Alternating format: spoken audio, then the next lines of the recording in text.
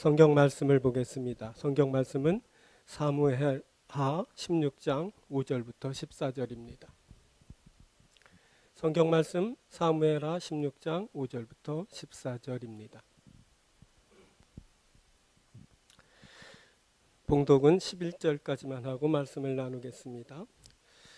다윗 왕이 바후림의 이름에 거기서 사울의 친족 한 사람이 나오니 게라의 아들이요 이름은 시므이라. 그가 나오면서 계속하여 저주하고 또 다윗과 다윗 왕의 모든 신하들을 향하여 돌을 던지니 그때의 모든 백성과 용사들은 다 왕의 좌우에 있었더라. 시므이가 저주하는 가운데 이와 같이 말하니라. 피를 흘린 자여 사악한 자여 가거라 가거라. 사울의 족속의 모든 피를 여호와께서 내게로 돌리셨도다. 그를 이어서 내가 왕이 되었으나 여호와께서 나라를 내 아들 압살롬의 손에 넘기셨도다. 보라, 너는 피를 흘린 자이므로 화를 자초하였느니라 하는지라. 수르야의 아들 아비새가 왕께 여짜오되 이 죽은 개가 어찌 내 주 왕을 저주하리이까. 청하건대 내가 건너가서 그의 머리를 베게 하소서 하니 왕이 이르되 수르야의 아들들아, 내가 너희와 무슨 상관이 있느냐? 그가 저주하는 것은 여호와께서 그에게 다윗을 저주하라 하심이니 내가 어찌 그리하였느냐? 할 자가 누구겠느냐 하고, 또 다윗이 아비새와 모든 신하들에게 이르되 내 몸에서 난 아들도 내 생명을 해하려 하거든 하물며 이 베냐민 사람이랴.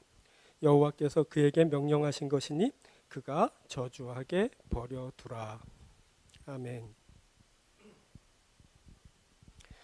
오늘은 사무엘하 16장 5절부터 14절을 본문으로 여호와께서 그에게 명령하신 것이니 라는 제목으로 함께 은혜를 나누도록 하겠습니다. 인생을 살 때 힘든 순간이 있습니다. 그런데 그 고달픈 인생길에 쫓아다니며 저주하는 사람이 있습니다.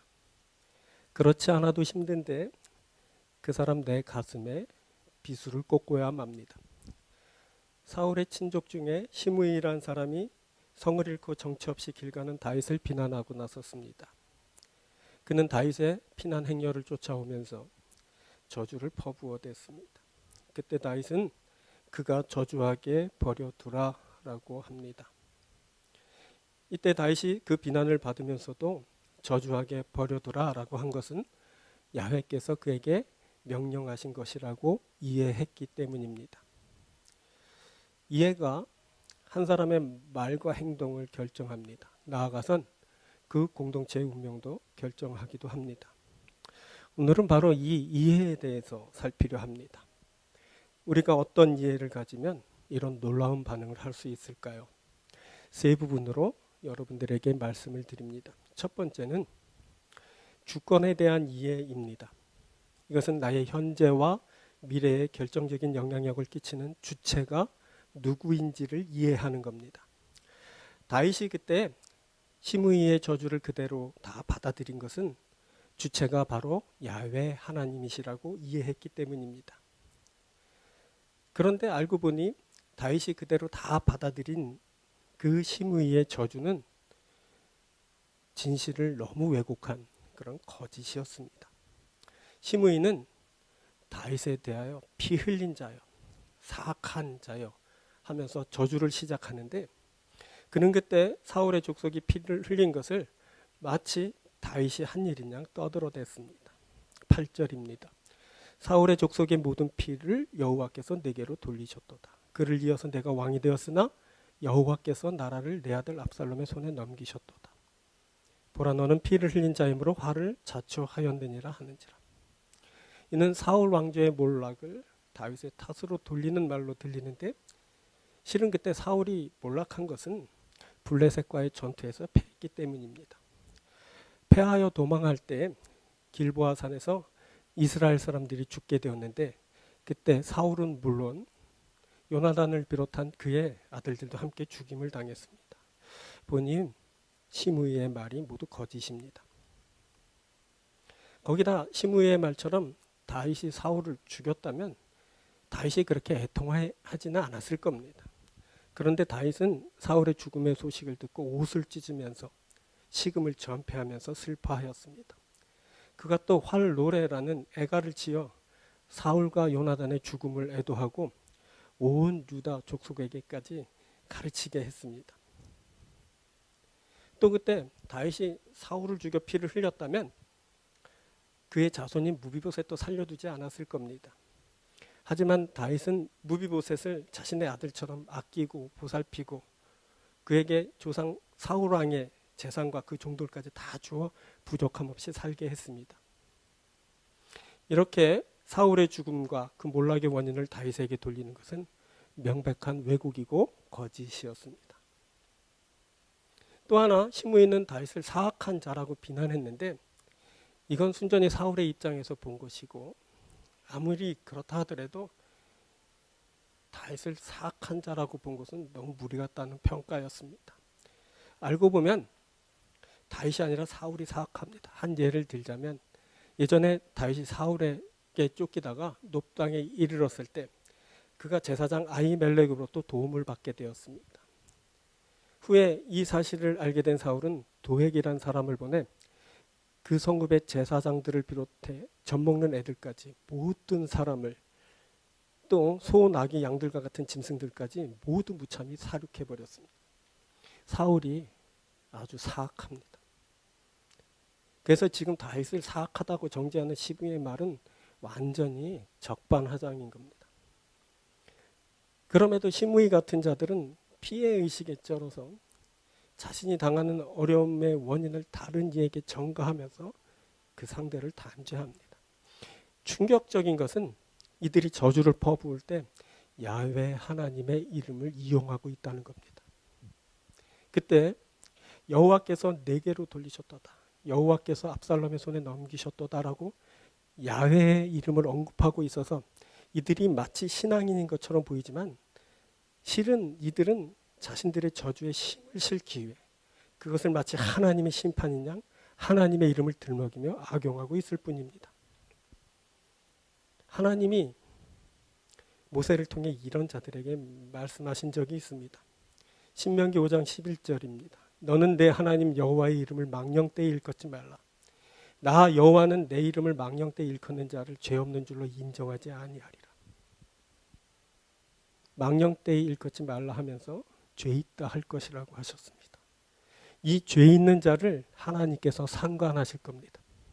망령되이 일컫지 말라라는 이 표현을 보아선 하나님이 그를 심판하실 것입니다. 그런데 놀랍게도 그때 다윗은 그 시므온의 저주가 명백한 거짓임에도 불구하고 그 말을 하나님께서 하시는 것으로 받아들였습니다.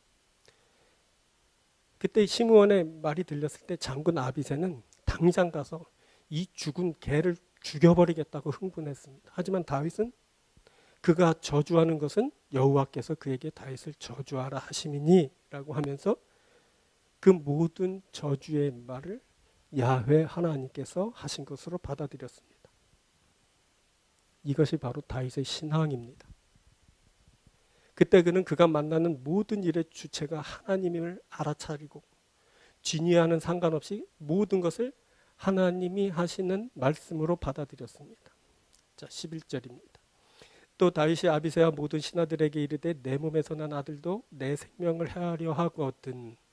하물며 이 베냐민 사람이랴 여호와께서 그에게 명령하신 것이니 그가 저주하게 버려두라.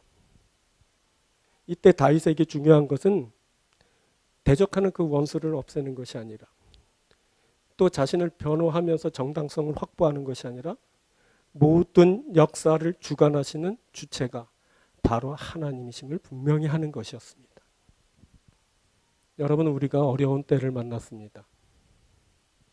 이때 시므이처럼 모든 어려움을 그 어떤 특정인의 탓으로 돌리며 저주를 퍼붓고 그를 단죄하고 싶은 충동을 갖기도 합니다. 또 교회에서 예배하지 못하게 되면서 시므이 같이 하나님의 이름을 망령되이 부르며 욕되게 하는 일을 향해 끌어오는 분을 주체하지 못해 어쩔 줄 몰라 하기도 합니다.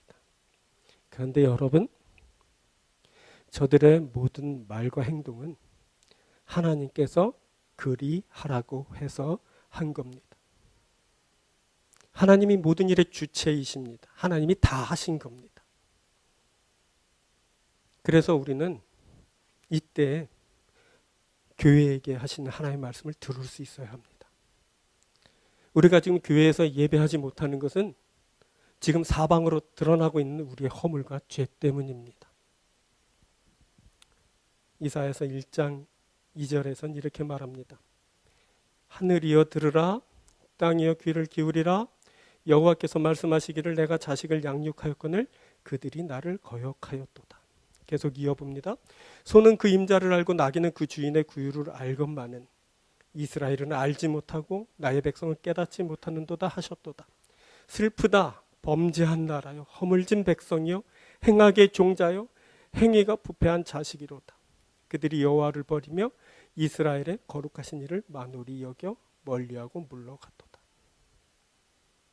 하나님은 하나님을 거역하고 알지 못하고 만홀히 여긴 자들을 보시며 말씀하십니다.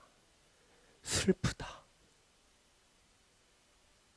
내가 슬프다.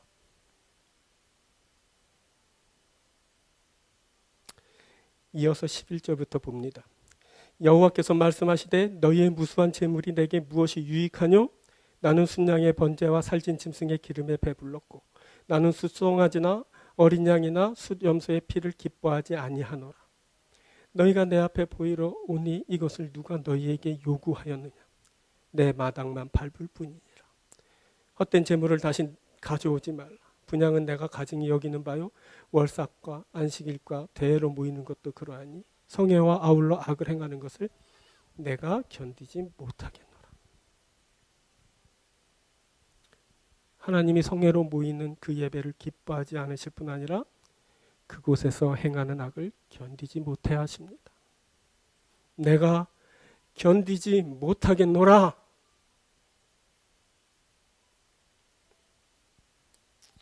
이어서 봅니다. 18절부터입니다. 여호와께서 말씀하시되 오라 우리가 서로 변론하자. 너희의 죄가 주홍 같을지라도 눈과 같이 희어질 것이요 진홍같이 붉을지라도 양털같이 시게 되리라. 너희가 즐겨 순종하면 땅의 아름다운 소산을 먹을 것이요 너희가 거절하여 배반하면 칼에 삼켜지리라. 여호와의 입의 말씀이니라. 그럼에도 하나님은 너희의 죄가 눈과 같이 양털같이 희어질 것이다 라고 하시면서 우리를 가능성으로 인도하시고 순종하여 땅의 소산을 먹으라 축복하십니다. 여기서 순종이란 단어는 샤마란 단어인데 기본적으로 듣다라는 뜻을 가진 말입니다. 순종하는 것은 그의 말을 경청하는 겁니다. 하나님은 순종 즉 하나님의 말씀을 경청하여 들을 수 있다면 회복하여 땅의 아름다운 소산을 먹을 것이다 라고 하십니다. 우리가 이 일을 만나기 위해 지금 시므이와 같은 이들의 말을 들어야 됩니다. 하나님이 그들을 통해 하시는 말씀을 들어야 됩니다. 교회가 그 말씀을 들어야 됩니다. 목사들이 이 말씀을 들어야 됩니다. 온 성도들이 이 말씀을 들을 수 있어야 합니다.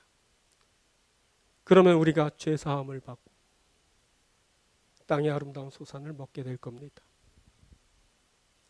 사랑하는 성도 여러분, 모든 일의 주체가 하나님이십니다. 부디 이것을 알아차릴 수 있게 되길 바랍니다. 하나님께서 주체가 되셔서 저들을 통해 하시는 그 말씀을 여러분들 들을 수 있게 되길 바랍니다. 하나님께서 우리와 함께 하십니다. 두 번째는 반응에 대한 문제입니다. 이것은 하나님이 주체가 되어 모든 것을 진행하실 때 그것을 알고 하나님을 통해 반응하는 것을 말합니다. 우리가 살폈듯이 다윗이 그때 시므이의 저주를 그대로 다 받아들인 것은 시므이가 저주를 퍼부을 때 하나님이 그에게 자신을 저주하라 하신 것을 이해했기 때문입니다. 그런데 보니까 시므이도 저주를 퍼부으면서 너무나 당연한 듯이 자신의 그 저주가 하나님을 통해 말해지는 것처럼 표현하고 있습니다. 8절입니다. 사울의 족속의 모든 피를 여호와께서 내게로 돌리셨도다. 그를 이어서 내가 왕이 되었으나 여호와께서 나라를 내 아들 압살롬의 손에 넘기셨도다. 보라 너는 피를 흘린 자이므로 화를 자초하였느니라 하는지라. 보면 여호와께서 사울 족속의 모든 피를 내게로 돌리셨다라고 합니다. 또 여호와께서 나라를 내 아들 압살롬의 손에 넘기셨다고 합니다. 모두 여호와께서라고 하면서 여호와께서 주체인 것을 분명히 하고 있습니다. 그래서 사울 족속의 피를 다윗에게 돌린 것이나 나라를 압살롬에게 넘긴 것은 모두 야훼를 통한 일처럼 표현되고 있습니다. 하지만 표현은 그럴듯할지 모르지만 앞서 우리가 살핀 대로 그 내용이 완전히 거짓입니다. 이는 야훼의 행하심이 없는 그의 이름만 빌려 쓴 빈말일 뿐입니다. 그때 시므이는 거짓을 말하면서 하나님을 이용하는 망령된 불경죄를 범하고 있습니다.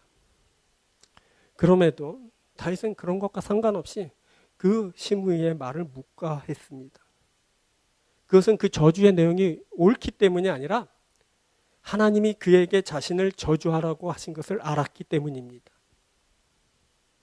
그때 다윗은 그가 저주하는 것은 여호와께서 그에게 다윗을 저주하라 하심이니라고 하나님이 그에게 자신을 저주하게 하셨다라고 이해했습니다. 심지어는 여호와께서 그에게 명령하신 것이니라고 하면서 그의 저주를 하나님이 명령하셨다라고까지 말합니다. 자, 이것은 다윗이 모든 것을 하나님과의 관계성에서 이해하고 있다는 것을 말합니다. 다윗은 이때 자신이 저주받는 것마저 하나님이 하시는 일로 받아들이면서 그 일을 통해 하나님과의 관계성에 들어서고 그 관계성을 통해 자신의 어려움을 해결받고자 했습니다. 그때 시므이가 다윗을 저주할 때 아비새는 이 죽은 개가 어찌 내 주 왕을 저주하리이까 청하건대 내가 건너가서 그의 머리를 베게 하소서라고 하면서 시므이를 죽은 개라고 말하면서 그를 당장이라도 죽여버릴 듯이 분노했습니다. 그것은 그가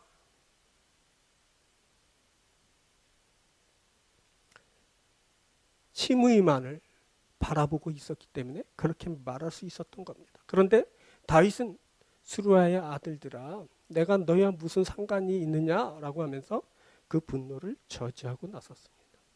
자, 다윗이 이렇게 할 수 있었던 것은 먼저 이 죽은 개라는 말을 통해 자신의 과거를 보았기 때문입니다.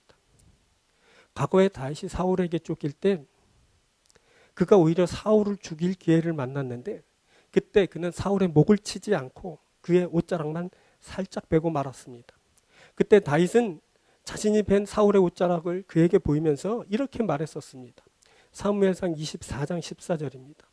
이스라엘의 왕이 누구를 따라 나왔으며 누구의 뒤를 쫓나이까 죽은 개나 벼룩을 쫓음이니이다. 이때 다윗은 자신을 죽은 개로 말했었습니다. 그런데 지금 아비새가 시므이를 죽은 개로 말하면서 죽여버리겠다고 흥분하고 있습니다.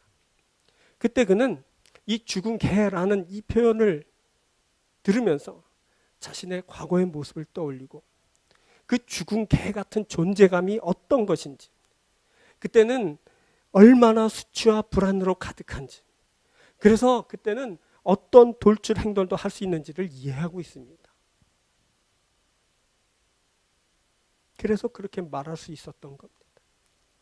그리고 이 말 내가 너희와 무슨 상관이 있느냐라는 말은 내일은 너희가 아니라 하나님이 상관하신다라는 뜻이기도 합니다. 이 이해대로라면 지금 벌어지고 있는 이 일은 하나님이 하시는 일입니다. 하나님이 상관하십니다. 하나님이 진행하십니다. 하나님의 역사인 겁니다. 그때 다윗은 하나님과의 관계성에서 모든 것을 이해하고 행동하고 있었습니다. 이와는 달리 같은 장소에 있었지만 아비새는 그렇게 하지 못했습니다. 그의 눈에는 시므이 외에는 보이지 않았습니다. 아비새가 죽은 개라고 이렇게 말하면서 그렇게 흥분할 때 그는 온 세상에 자신과 그 죽은 개 같은 시므이 딱 둘만 있다고 착각합니다. 그래서 아비새는 주의를 상관하지 않고 물론 그 왕에게 말하고는 있지만 그 시므이 그 죽은 개 같은 그놈을 죽여버리겠다고 그렇게 길길이 날뛰게 된 겁니다. 그때 아비새는 다른 것들을 전혀 보지 못하고 그냥 힘의만 직접적으로 보고 있습니다. 그런데 다윗은 나와 그 너 사이에 하나님을 두고 봅니다. 10절입니다. 왕이 이르되 수르야의 아들들아 내가 너희와 무슨 상관이 있느냐. 그가 저주하는 것은 여호와께서 그에게 다윗을 저주하라 하십니다. 다윗은 아비새가 상관하는 것을 불허한 후 여호와께서 그에게 다윗을 저주하라 하심이라고 하면서 야훼 하나님을 언급하고 있습니다. 이는 그가 하나님을 통해 너를 또 그 사건을 보고 있음을 뜻하는 겁니다. 자, 이런 일은 얼마 전에도 있었습니다. 그가 감람산을 오를 때 압살롬이 반역한 그곳에 아히도벨이 있다는 소식을 들었습니다. 그때 그가 이렇게 반응했습니다. 여호와여 원하옵건대 아히도벨의 모략을 어리석게 하옵소서. 여호와의 이름을 먼저 부르고 먼저 보면서 그 다음에 그 반역의 자리에 있었던 그 아히도벨을 보고 있는 겁니다. 지금도 똑같습니다. 지금도 다윗은 여호와께서라고 하면서 여호와를 먼저 부르고 그를 보면서 그에게 다윗을 저주하라 하심이라고 해서 하나님을 통해 심의를 보고 있습니다. 자, 이렇게 나와 너 사이에 하나님이 계시면 됩니다. 하나님을 통해 너를 보고 사건을 보면 됩니다. 그리고 또 하나님을 통해 반응하면 됩니다.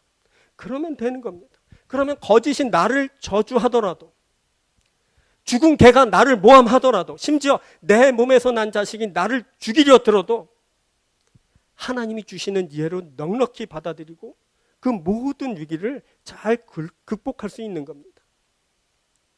자, 여러분, 우리가 지금 저주와 모함을 받고 치욕을 견디고 있습니다.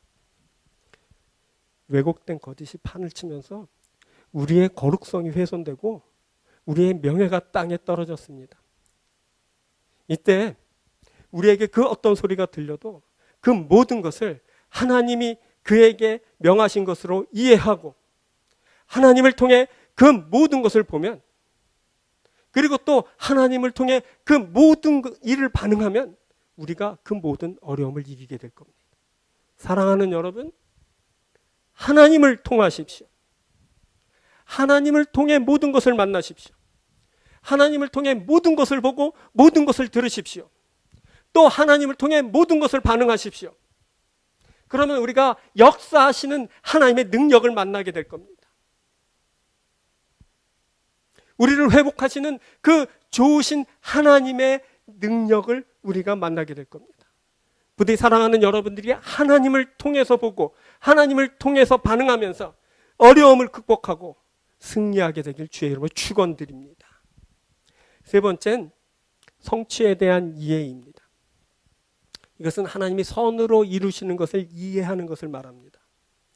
다윗이 시므이의 저주를 그대로 받아들일 수 있었던 것은 그가 하나님 앞에 있었기 때문입니다. 이 하나님 앞에 있는 것은 그의 인생을 더 깊이 있게 하고 온전한 회복의 길로 나아가게 했습니다. 그런데 과정은 좀 비참합니다. 현실이 저주입니다. 아들이 반역을 일으켜 성을 버리고 피난하는데 시므이란 자가 나타나 그에게 저주를 퍼부어댔습니다. 그가 거짓을 말하면서 그 저주를 퍼부어댈 때는 죽은 개를 당장이라도 죽여버릴 것처럼 길길이 날뛰는 아비새처럼 자신도 그렇게 해하고 싶은 마음이 있었을지도 모릅니다. 하지만 다윗은 하나님 앞에 자리를 잡고 하나님이 주시는 말씀을 들었습니다. 그때 그 저주를 퍼부어대는 사람도 그 내용도 변하지는 않았지만 다윗은 그 소리를 들은 후 존재감을 새롭게 하고 미래를 축복하시는 하나님에 대한 확고한 소망을 갖게 되었습니다. 우리가 이미 살핀 대로 다윗은 사람의 비난 속에 담긴 하나님의 음성을 듣는 자가 되었습니다. 그때는 내 비참한 처지도 그 저주를 바라는 사람도 중요하지 않았습니다. 심지어 그 거짓된 내용도 중요치 않았습니다. 그는 그 소리를 하나님께서 주시는 그 말씀으로 들었습니다. 그때 그는 하나님의 말씀을 듣는 자였습니다. 또 그는 하나님과의 관계성에서 하나님과 상관하는 자가 되었습니다. 그때 그는 내가 너희와 무슨 상관이 있느냐라고 하면서 사람과 거리를 두고 하나님과 밀접한 자가 되었습니다. 그때 그가 자기를 두둔하는 그 사람과 거리를 두었다는 것은 그냥 놀라운 일입니다. 그는 하나님께 듣고 하나님을 통해 반응하기 위해 사람과 거리를 두었습니다. 이런 거리감이 우리에게 어쩌면 지금 필요한지도 모릅니다. 자, 그리고 이제 세 번째 나눌 내용인데, 무엇보다 다윗은 하나님 앞에 있었습니다. 이 하나님 앞에 있는 것은 사람의 저주를 하나님의 축복으로 바꾸고 아무리 저주를 받아도 하나님의 존귀한 자로 있게 하면서 그의 인생을 더욱 완성도 있게 하였습니다. 자, 이 하나님 앞에 있는 것은 평소 그냥 다윗의 간절한 소망이었습니다. 그가 성에서 나온 지 얼마 되지 않았을 때 하나님의 궤를 다시 성으로 메어가라 하면서 그가 이렇게 말했습니다. 15장 25절입니다. 왕이 사독에게 이르되 보라, 하나님의 궤를 성읍으로 도로 메어가라. 만일 내가 여호와 앞에서 은혜를 입으면 도로 나를 인도하사 내게 그 궤와 그 계신 데를 보이시라.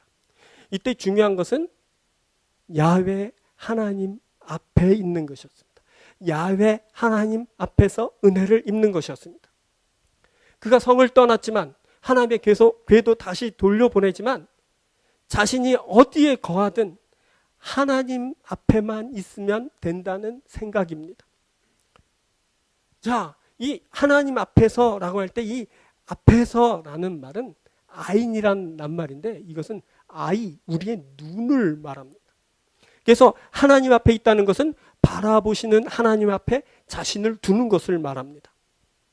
이것이 중요한 것은 잠언서 15장 3절에서도 말씀하시는 것처럼 하나님이 눈으로 사람을 감찰하시기 때문입니다. 하나님은 눈으로 악인과 선인을 감찰하십니다. 다윗은 이 사실을 알고 다시 하나님이 자신에게 상관하실 때는 이 감찰하시는 하나님의 눈으로 다시 자신의 원통에 대해서 헤아림을 받기를 원했습니다.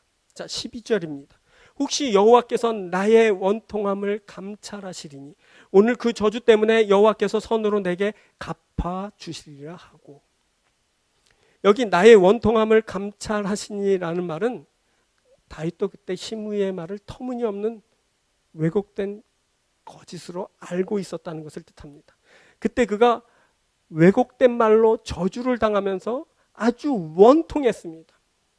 하지만 하나님이 다시 다윗을 상관하실 때는 그 원통함을 감찰하실 것이고 결국 그분이 선으로 갚아주실 겁니다. 다윗이 그것을 기대하면서 말하는 겁니다. 잠언 5장 21절에서도 말씀하시듯이 사람의 모든 길이 하나님의 눈앞에 있습니다. 하나님은 보시는 대로 선으로 갚아주십니다. 자, 그리고 이 일은 모두 놀랍게도 저주 때문에 일어난 일이었습니다. 이렇게 하나님으로부터의 선으로 갚아주시는 일은 모두 저주 때문에 발생하는 일입니다. 만일 그때 저주받는 일이 없었다면 그 다음으로 일어나는 갚아주시는 일도 없었을 겁니다. 그런데 다윗이 저주를 받았기 때문에 갚아주시는 선한 역사가 일게 되었습니다. 여러분, 저주 때문에 하나님이 선으로 갚아주시며 성취하는 일이 발생합니다. 우리 주 예수님은 저주를 당하시면서 하나님의 구원을 이루셨습니다. 마가복음서 말씀 봅니다. 10장 32절부터입니다. 예루살렘으로 올라가는 길에 예수께서 자기가 당할 일을 말씀하여 이르시되 보라, 우리가 예루살렘에 올라가노니 인자가 대제사장들과 서기관들에게 넘겨지매 그들이 죽이기로 결의하고 이방인들에게 넘겨주겠고 그들은 능욕하며 침뱉으며 채찍질하고 죽일 것이나 그는 3일 만에 살아나리라 하시니라. 예수님은 넘겨지고 능력과 수치를 죽임을 당하게 될 겁니다. 하지만 3일 만에 다시 살아나셔서 인류의 구원을 완성하실 겁니다. 예수님은 저주를 받아 그 저주를 상징하는 십자가에서 그렇게 죽어 가셨지만, 그러나 다시 살아나심으로 하나님의 구원의 역사를 이루셨습니다.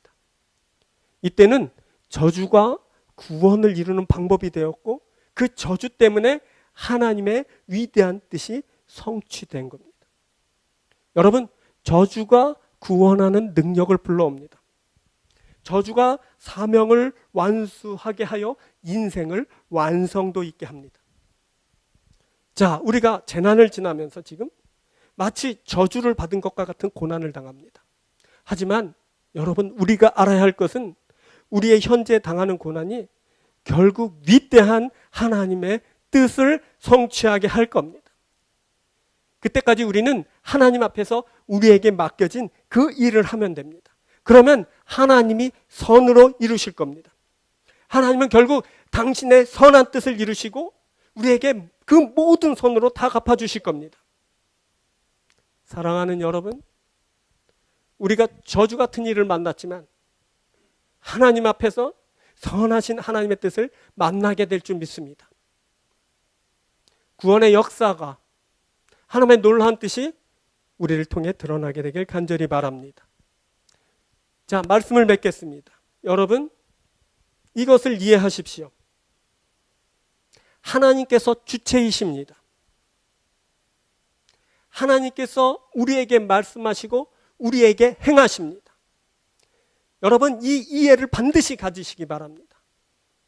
그래서 이 어려운 때를 하나님께서 역사하시는 그대로 여러분들이 잘 견뎌내며 이기게 되기를 축복합니다. 두 번째, 하나님이 주체가 돼서 모든 것을 진행하실 때 그것을 알아차리게 되길 바랍니다. 그래서 하나님을 통해 받아들이고 하나님을 통해 반응하게 되길 바랍니다. 하나님은 지금 하나님을 통해 우리에게 말씀하십니다. 모든 것을 하나님께서 하나님을 통해 우리에게 말씀하신다는 것을 여러분 잘 알아듣고 또 하나님을 통해 거룩하게 반응하게 되기를 주님으로 축복합니다. 또 하나님 앞에 있게 되길 바랍니다. 하나님 앞에 있는 자에게 하나님은 선으로 역사하십니다. 선으로 성취하여 주십니다. 우리가 지금 망한 것 같지만 하나님의 거룩한 뜻을 이루기 위한 과정을 살아가고 있는 중입니다. 하나님은 우리에게 마침내 하나님의 선한 뜻을 이루시게 될 겁니다. 사랑하는 여러분, 하나님의 뜻을, 거룩한 하나님의 선한 역사를 만나게 되는 여러분들이 되길 축복합니다. 기도하겠습니다.